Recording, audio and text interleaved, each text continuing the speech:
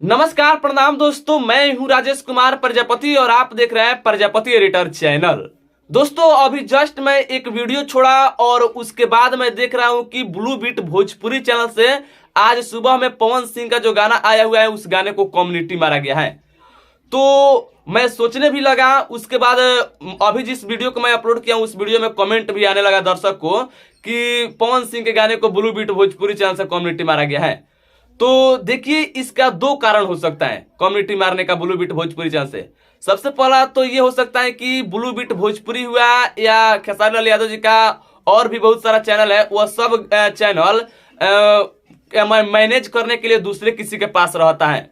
तो हो सकता है कि पवन सिंह के जो टीम वाले होंगे वे लोग मैनेज करने वाले से बोल दिए होंगे कि आप पवन सिंह के गाने को आज कम्युनिटी मारिए कि विवाद खड़ा होगा और इस पर वीडियो बनेगा और गाना चलेगा। तो ये भी कारण एक हो सकता है। दूसरा कारण ये हो सकता है कि जेपी स्टार से आज पवन सिंह का गाना आया हुआ है और जेपी स्टार से पहले भी खेसारी लाल यादव जी का भी गाना आ चुका है। तो हो सकता है कि जेपी स्टार चैनल के मैनेजर मतलब मालिक से खेसारी लाल यादव जी के मैनेजर विवेक सिंह जी को जान पहचान होगा, रिलेशन नहीं जान पहचान होगा।